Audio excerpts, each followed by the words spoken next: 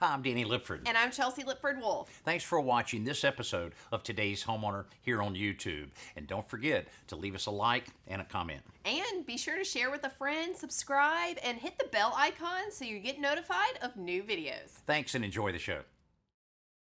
What can you do with an old cracked slab and a little bit of dirt? We'll be creating a tremendous outdoor living area. Today's Homeowner with Danny Lipford, the voice of home improvement, with projects, tips, and ideas to help you improve your home.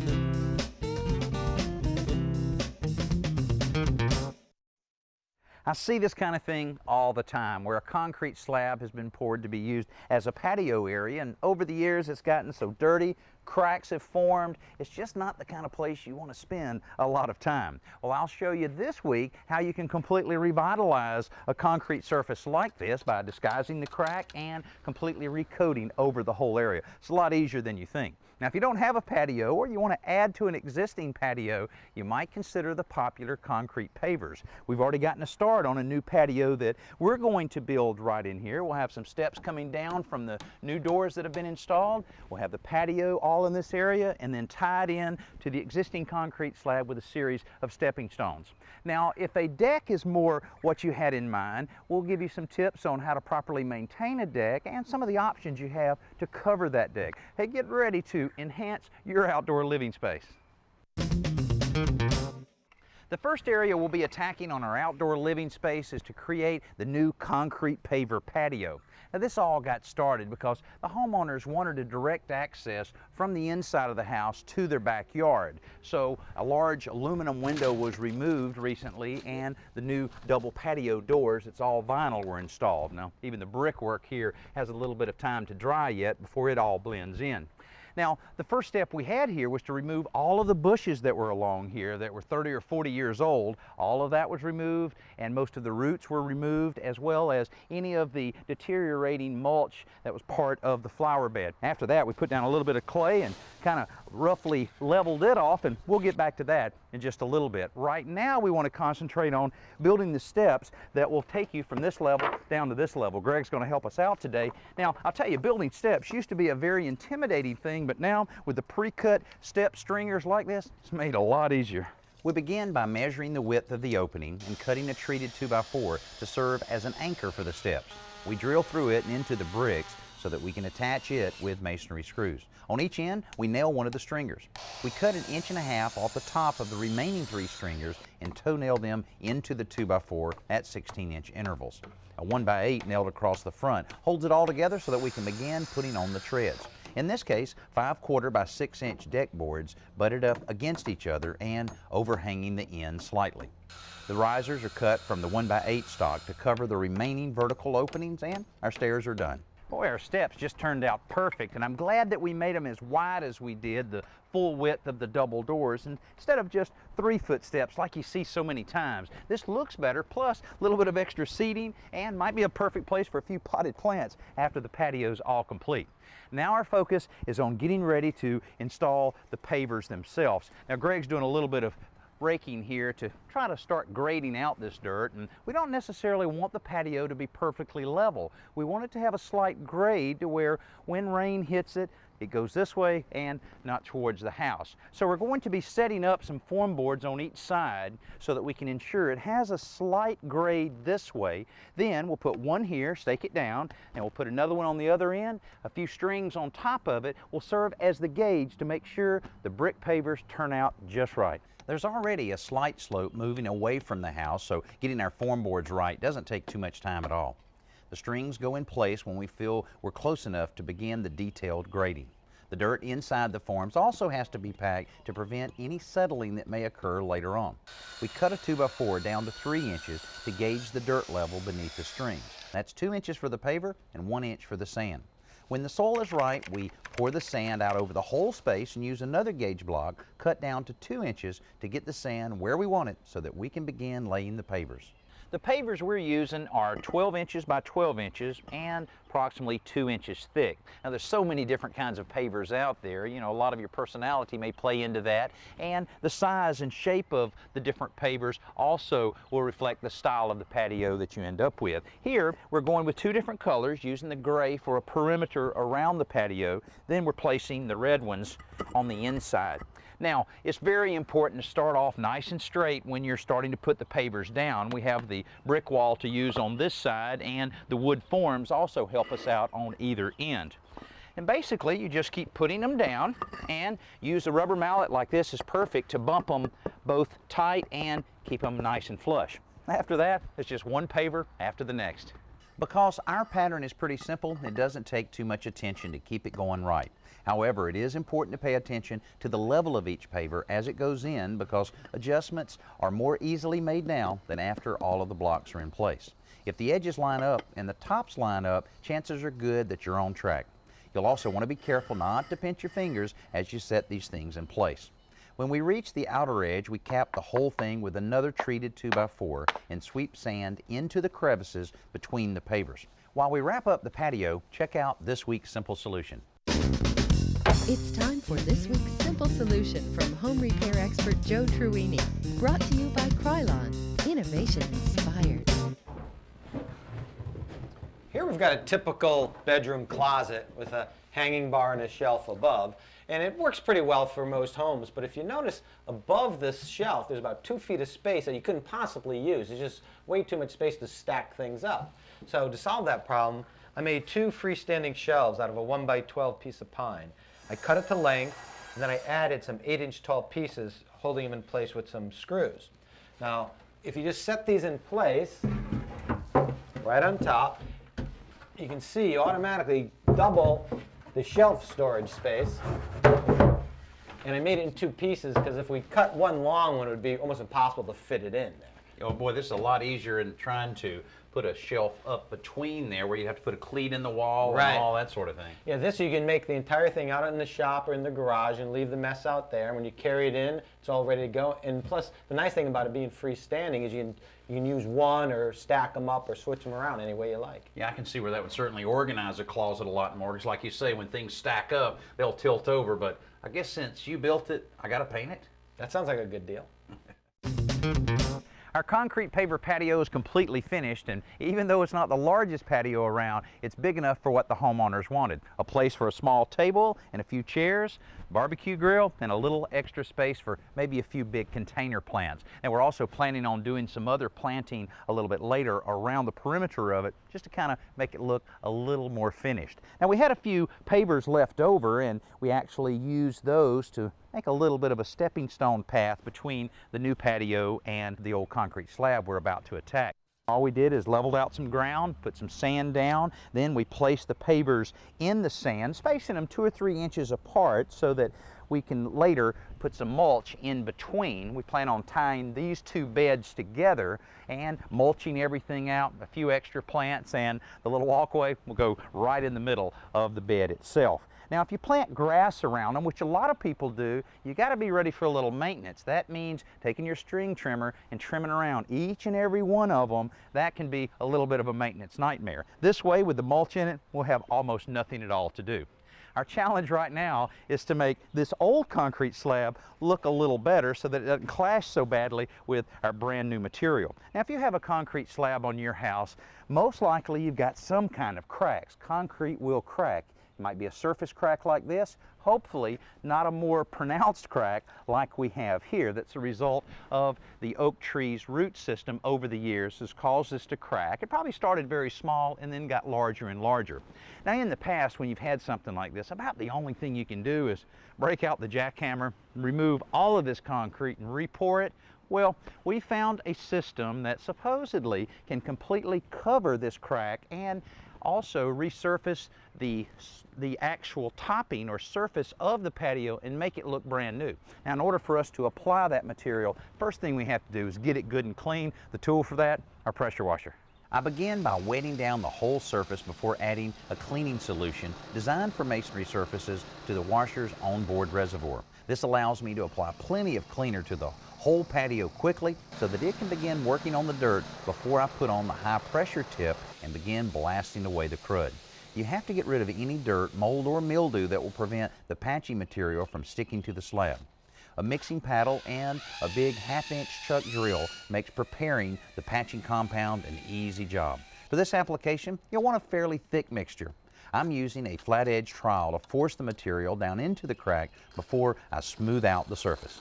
We allowed the crack filler to dry overnight so that this morning we'd be ready for the resurfacing. Now I'm using the exact same material as I used to fill the crack. We'll just be mixing it a little differently. To fill a crack like this, we mixed it a little thicker so that I could apply it with the steel trowel and force it down into the crack. It dried perfectly. Now the other material, we're going to want it a thinner consistency because we'll be applying it using a rubber squeegee. And one thing we found though is once this was dry, we could tell exactly what our patio would look like in terms of the color of this, and it matches perfectly all of our stepping stones and the border on our patio. Now you can also see that we've gotten started here with putting a little more dirt in to start our landscaping, and these guys are moving along pretty quick, so I better get busy with this resurfacing. This time the mix is much thinner, more like pancake batter than cookie dough. Getting the material onto the slabs is very easy, and spreading it out with the rubber squeegee isn't bad either. But getting everything smoothed out to an even surface without any edge marks takes a little attention. I found that working a smaller area at a time makes that a lot easier. When the material starts to set up, you can apply a broom finish to give the surface texture. This will prevent it from being slippery when it's wet. Our resurfacing is all complete. Now we need to let it dry. About 6 hours before we can walk on it, and about 24 hours before we can drive a car on it. Now after it's all completely dry, we'll sweep it real aggressively to get rid of all of the little masonry crumbs we have left over, but I think this is going to be a big success. That's also tying in well with our patio, with our stepping stones. Our landscaping is going in fairly quickly. We'll have mulch all up in this area, and won't be long, this place will be ready for summertime. Now another way that you can create an outdoor entertainment area is by building a deck. Now if you already have a deck, you know maintenance is required. There are a few options, and when we come back from our best new product, we'll share with you some great secrets on how to maintain and clean your deck, also some of the different options you have for a deck. Let's join Danny at the Home Center to check out this week's best new product, brought to you by the Home Depot. I would guess by now everybody is familiar with the advantages of installing a programmable thermostat on their heating and cooling system. A programmable thermostat will allow you to automatically adjust your heating and cooling temperatures so that you can save the most money on your energy bill. Now just think about it. If you're going away to work every single day, 5 days a week, it will lower your heat or raise your air conditioner temperature so that you're saving the most money, sometimes as much as 30% of your energy bill every year. Well, every time I come in the Home Center, I'm seeing more and more models of programmable thermostats, but I found one that really caught my eye. It's from Right Temp. Now once this thermostat is installed, you can actually remove it and program your heating and cooling system from the comfort of your easy chair. It also has an indicator to tell you when your air filter has gotten dirty so that you can replace it and increase the efficiency of the heating and cooling system even more. It also has the Energy Star rating, which is always important on any type of energy saving device. Now it's very easy to install, but if you're not very comfortable with any type of electrical work, you can pick one up for around $50 and have your heating and cooling contractor install it for you. This can save you a lot of money and still be very comfortable in your home. So far this week, we've looked at a couple different outside living areas that were developed by using pavers on one and resurfacing an existing patio on the other. Now, these work good if your level of your house is fairly close to the level of your yard. If not, and it's a little higher like we have here, then a deck may be your best option. Now, these homeowners added this wood deck a few years ago and probably didn't realize how much maintenance there would be in order to keep this deck looking good. And that maintenance always starts with cleaning it thoroughly. Many deck cleaners contain harsh chemicals, so it's important to protect your eyes. A pump-up garden sprayer is ideal for this kind of application because you want the cleaner on all of the deck surfaces, both vertical and horizontal. After the compound works for a while, the real cleaning begins. A pressure washer is absolutely the best tool for this job. Depending on the unit that you buy or rent, these machines spray water at pressures from 1,000 to 3,500 pounds per square inch. Now that'll get your deck clean, but it can also damage the wood itself if you aren't careful, so take your time. For higher pressure models, you can also get attachments like this deck scrubber. They're great for large open stretches of deck. After your wood deck is nice and clean, you'll realize how much better it looks. But you'll also probably realize how rough some of the surfaces can be as a result of being exposed to all the elements. Now, what you'll need to do, use a sander, sand down any of the rough areas. Any place that you might pick up a splinter needs to be addressed. You also need to look for any nails that may have pulled themselves out over the years, and you can snag a toe on that very easily, so drive the nail back in and replace any damaged wood that may have gotten to the point where it might be unsafe. Now, you can keep a deck looking really nice over the years and protect it so that it'll last as long as it should by applying a stain or sealer. Because stains and sealers tend to be thinner than paint, the application is in some ways easier. For example, you can use the same pump-up sprayer you use for the deck cleaner to apply the sealer. Once you coat the surface, you'll want to back brush the sealer to work it into the cracks and crevices. The ability of these products to soak into the pores of the wood is what protects the deck, but it also means you have to work fast. If you don't brush out the drips and puddles quickly, the deck can look uneven or splotchy because more sealer will soak into those areas. But if you work carefully and cover one small area at a time, the results can be beautiful. By now, you probably realize that wood decks are pretty maintenance intensive, and we build areas like this so that we can relax a little bit, not spend all of our time trying to keep them looking good. That's why a lot of homeowners are choosing composite decks.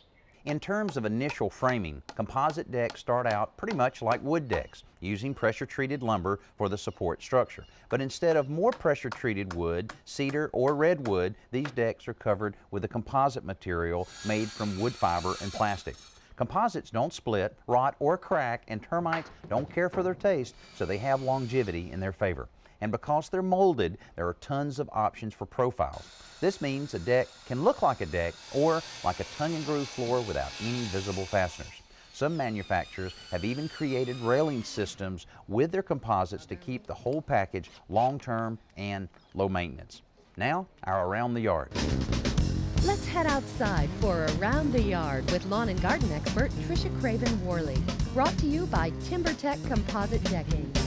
If you have a slope in your yard like this, you probably realize how hard it is to get anything to grow on the slope. Well, Tricia has a solution to this that involves using pantyhose.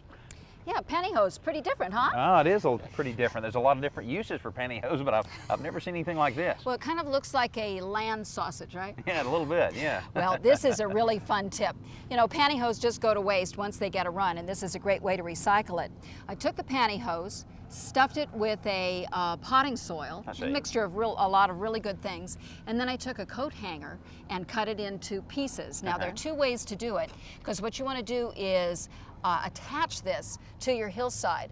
I made these so that they just clamp like this, but if you want to, you can make big clamps that go over the whole thing and really hold it in place. All right. Now, after you've staked it that way, the next thing you want to do is cut holes. And again, you can cut them with the scissors, and again, make sure you cut all the way through, because you want it to go through and actually root in there.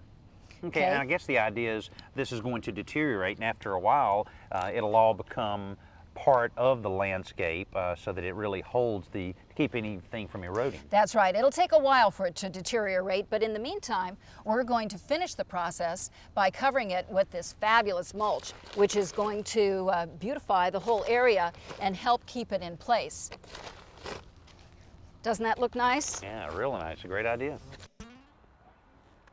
Just thinking how this kind of project can make such a difference in your home. You know, before we started here, we had some large overgrown shrubs with a very unkept flower bed. Also, we had no access at all from the inside of the house to a fairly nice backyard. Well, after the two windows were replaced with the double vinyl doors, then we wanted to focus on creating a little outdoor area without spending a lot of money. Well, we didn't spend much, about $80 for the materials for the stairs, about $150 for the pavers, about $100 for all of the plants and a little bit of mulch here and there, and a few stepping stones. Then we spent about $70 completely revitalizing a very sad, tired patio slab. Well, it certainly doesn't look tired now, and it really blends in with all the other colors we have here. So for less than $400, we made such a difference in how this looked before to how it looks now. Hey, thanks for being with us this week. We'll see you next week.